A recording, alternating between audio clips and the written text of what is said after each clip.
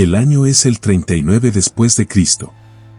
El aire dentro del comedor del Palatino está cargado con el pesado aroma a jabalí asado, vino especiado y terror absoluto.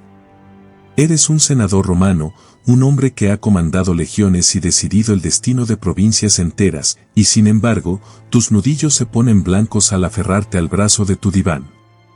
Tu esposa está sentada a tu lado, con la mirada clavada en el suelo. Tu hija de 16 años se ajusta la estola con manos temblorosas. La sala está llena de las personas más poderosas del imperio, pero el silencio es tan profundo que puedes escuchar el crepitar de las antorchas en las paredes. Y entonces, él se pone de pie. El emperador Calígula no ofrece un brindis. No sonríe. Se mueve lentamente alrededor del perímetro de las mesas, con sus sandalias rozando suavemente el mármol. Pasa junto a los generales. Pasa junto a los cónsules. Se detiene detrás de tu hija. Pone una mano sobre su hombro y susurra 5 palabras, no a ella, sino a ti. La sala no grita.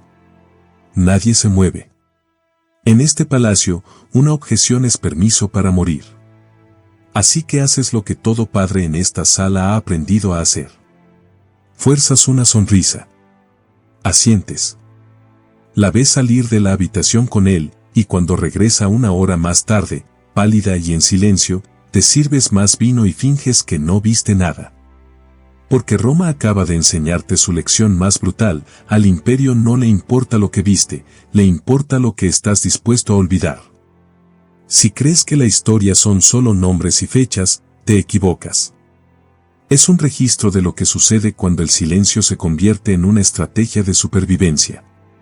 Suscríbete al canal ahora, porque vamos a entrar de nuevo en esa habitación.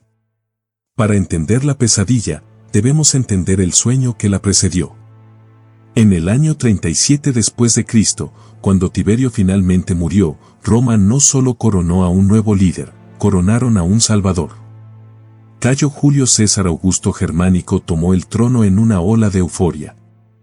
Era hijo de Germánico, el general más amado de la historia romana, un hombre cuyo funeral hizo que las multitudes lloraran abiertamente en las calles. Su madre era Agripina la Mayor, una mujer de voluntad de hierro que había marchado junto a los soldados en los bosques de Germania. Cuando el Senado ofreció el manto púrpura a su hijo de 24 años, apodado Calígula o Botitas por las tropas con las que creció, la ciudad estalló de alegría. Los prisioneros políticos quedaron libres. Los años oscuros y asfixiantes de Tiberio habían terminado. Suetonio registra que más de 160.000 animales fueron sacrificados en gratitud solo durante los primeros 3 meses. El humo de las ofrendas quemadas flotaba sobre la ciudad como una niebla de esperanza. Pero la Edad de Oro duró apenas 7 meses. En octubre del año 37 después de Cristo, el emperador colapsó. Una fiebre arrasó su cuerpo, tan severa que se enviaron sacerdotes a cada templo de la ciudad para rogar por su vida. El historiador Filón de Alejandría escribe que todo el imperio contuvo la respiración. Los mercados cerraron. Los envíos de granos se detuvieron en el puerto. Un senador, Afranio II, juró que lucharía como gladiador si el emperador sobrevivía. Pero cuando Calígula finalmente abrió los ojos, el hombre que despertó no era el mismo que había caído enfermo. La medicina moderna especula sobre encefalitis, epilepsia o problemas de tiroides, pero el diagnóstico es irrelevante. Lo que importa es el cambio. El joven y benevolente gobernante había desaparecido. En su lugar había un hombre que se declaraba un dios viviente, exigiendo que se construyeran templos en su honor. Ordenó construir un puente flotante a través de la bahía de Baiae, extendiéndose por más de 3 kilómetros, simplemente para poder cruzarlo a caballo usando la coraza de Alejandro Magno.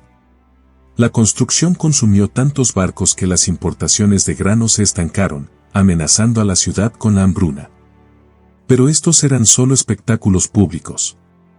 El verdadero horror ocurría a puerta cerrada. Comenzó con la reactivación de los juicios por traición y la reestructuración de los banquetes del palacio. Al principio, la aristocracia descartó su comportamiento como excentricidades de la juventud.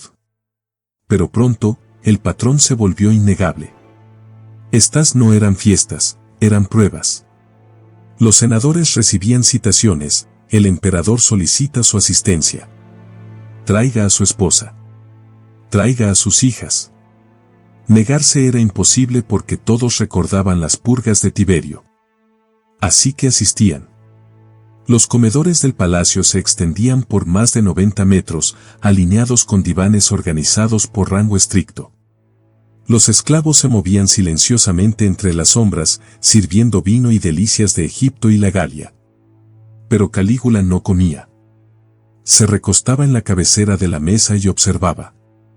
Las fuentes antiguas describen su mirada moviéndose metódicamente de una mujer a la siguiente, estudiándolas como un comprador estudia el ganado en el foro. A veces, criticaba la apariencia de una mujer en voz alta, elogiando sus rasgos con un lenguaje vulgar diseñado para humillar a su esposo, sentado a 3 divanes de distancia. Otras veces, simplemente hacía un gesto. Un sirviente se acercaba a la mujer, le susurraba una orden, y ella se levantaba. El detalle más escalofriante es la reacción de la sala, no había ninguna. La conversación continuaba. El vino seguía fluyendo. Reconocer el secuestro era elegir la muerte. Guardar silencio era elegir la supervivencia. Suetonio escribe con brutal claridad, vivía en incesto habitual con todas sus hermanas, y en los grandes banquetes colocaba a cada una de ellas por turno debajo de él, mientras su esposa se reclinaba arriba. Pero para los invitados, el horror era personal. Séneca, escribiendo décadas después, describe cómo Calígula evaluó públicamente a Logia Paulina, la esposa de un cónsul, antes de sacarla de la habitación. Cuando ella regresó, su esposo, un hombre que comandaba ejércitos, bajó la mirada a su plato y no dijo nada. Dion Casio registra que Calígula regresaba al banquete y discutía abiertamente lo que acababa de ocurrir, ofreciendo reseñas sobre el desempeño de las mujeres mientras sus esposos eran obligados a escuchar. Esto no se hacía en secreto, era exhibicionismo. La crueldad era el objetivo. La citación venía envuelta en el lenguaje del honor, un favor imperial. Rechazar el favor era insultar al emperador y un insulto al emperador era traición. El palacio mantenía registros meticulosos. Plinio el Viejo menciona que estos registros existieron durante décadas en los archivos imperiales hasta que fueron destruidos bajo la dinastía Flavia. Listaban quién asistía, quién traía a quién y quién se iba temprano. La asistencia se convirtió en complicidad. Al obligar al Senado a presenciar sus crímenes, Calígula los convirtió en cómplices. Un hombre que presencia un crimen y no dice nada nunca puede reclamar superioridad moral más tarde. Estaban atrapados en una red de su propia vergüenza. El costo psicológico fue devastador. Séneca describe cómo hombres que alguna vez lideraron la carga en la batalla ahora medían cada palabra, aterrorizados de que incluso un gesto de asentimiento pudiera interpretarse como conspiración.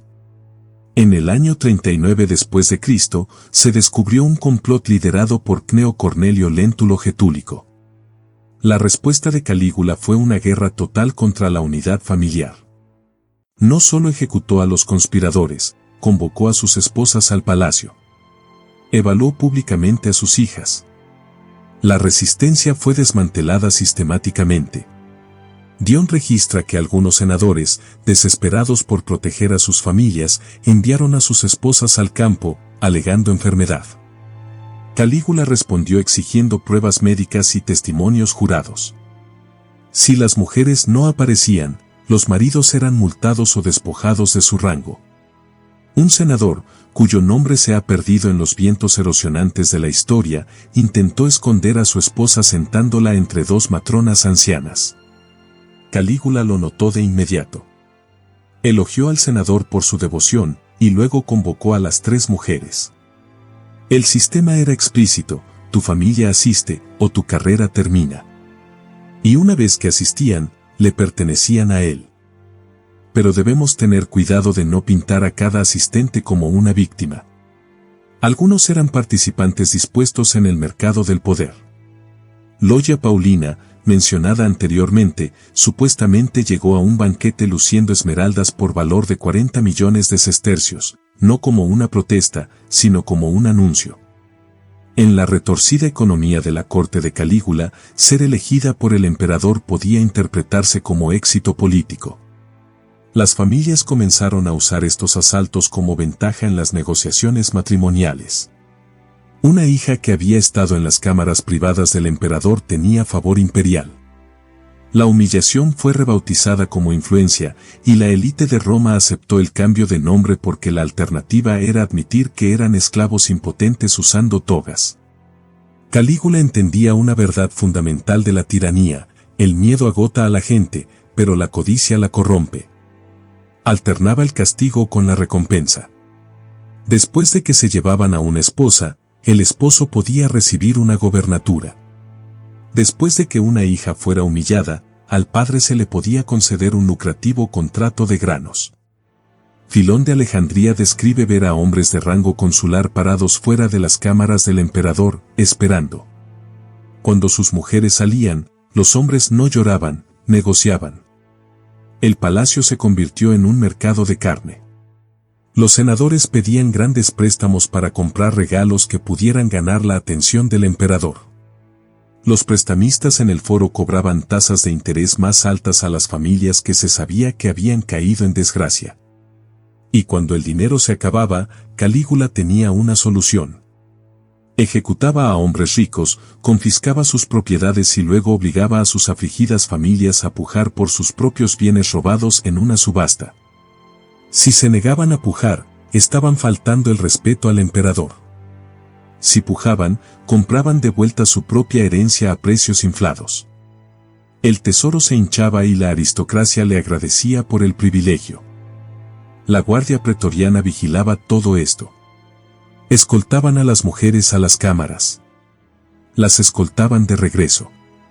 Veían las lágrimas, las manos temblorosas, las familias destrozadas. Y no hacían nada. ¿Por qué? Porque Calígula duplicó su salario inmediatamente después de tomar el poder. Les dio bonificaciones. Los armó con el mejor acero. Su lealtad no era hacia Roma, sino hacia la moneda en su bolsa. Pero incluso la lealtad comprada tiene un punto de quiebre. Hacia el año 40 después de Cristo, las grietas comenzaron a aparecer. Casio Querea era un tribuno en la guardia pretoriana, un veterano endurecido por la batalla que había servido bajo Germánico. Era un hombre de la vieja escuela, estoico, disciplinado y orgulloso. Calígula decidió quebrarlo. El emperador se burlaba de la voz de Querea. Cuestionaba su hombría frente a las tropas. Obligaba a este soldado condecorado a usar contraseñas degradantes durante la rotación de la guardia, palabras como Príapo y Venus, forzando a un guerrero a pronunciar obscenidades como parte de su deber. Querea lo soportó en silencio, pero la humillación se enconó. Otros pretorianos, como Cornelio Sabino, observaban. Habían escoltado a suficientes mujeres llorando para saber que nadie estaba a salvo. El mensaje era claro: no son soldados, son herramientas. Y las herramientas pueden ser desechadas. La resistencia requería confianza, y la confianza era la mercancía más rara en Roma. Los informantes estaban en todas partes. Pero la conspiración de Querea tuvo éxito porque era pequeña. 3 hombres, quizás 4. Sin grandes discursos en el Senado. Sin ejércitos. Solo 3 hombres cansados de la locura. Esperaron a los Juegos Palatinos el 24 de enero del año 41 después de Cristo. Cuando Calígula salía del teatro, entró en un estrecho criptopórtico subterráneo para regresar al palacio. Sus guardaespaldas germanos quedaron separados de él. Querea dio un paso adelante. El primer golpe impactó al emperador entre el cuello y el hombro. Calígula cayó al suelo de piedra. Entonces, los otros descendieron sobre él. 30 puñaladas, en el pecho, la ingle, el rostro. No solo lo mataron, lo borraron. Pero la violencia no terminó ahí. En el caos, los hombres corrieron al palacio. La esposa de Calígula, Cesonia, fue asesinada. Su hija pequeña, Julia Drusila, fue asesinada. Estrellaron su cabeza contra una pared para asegurar que el linaje terminara. No fue justicia, fue una purga. Cuando el Senado escuchó la noticia, debatieron restaurar la República. Durante unas pocas y breves horas, la libertad pareció posible. Pero mientras los senadores daban discursos, la guardia pretoriana estaba ocupada contando dinero. Encontraron a Claudio, el tío de Calígula, escondido detrás de una cortina, temblando de miedo. Lo declararon emperador, no porque fuera apto para gobernar, sino porque prometió un donativo de 15.000 sestercios por soldado. El Senado capituló inmediatamente. La República permaneció muerta. ¿Y qué pasó con las mujeres? Roma siguió adelante. Loya Paulina sobrevivió, solo para ser acusada de brujería años más tarde por la nueva esposa de Claudio, Agripina, y obligada a suicidarse. Otras víctimas simplemente se desvanecieron del registro. Sus nombres desaparecen de los árboles genealógicos. Las inscripciones son picadas hasta desaparecer. Claudio declaró damnatio memoriae sobre Calígula, una condena de la memoria. Las estatuas fueron derribadas, los nombres fueron borrados a cincel de los arcos. Pero esto no se hizo para honrar a las víctimas. Se hizo para borrar a los testigos. Si Calígula estaba simplemente loco, entonces el Senado no fue cobarde, solo fueron desafortunados.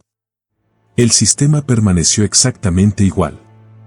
Los banquetes continuaron bajo Claudio, luego Nerón, luego Domiciano.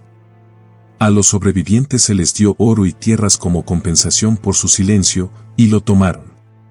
¿Por qué? ¿Qué otra opción había? Hablar obligaría a Roma a admitir que su poder no descansaba en la ley, sino en a quien podía aterrorizar hasta el silencio. Los registros existen, enterrados en fragmentos, en el silencio entre las líneas de la historia. Si crees que estas historias merecen ser escuchadas, suscríbete al canal. Seguiremos excavando.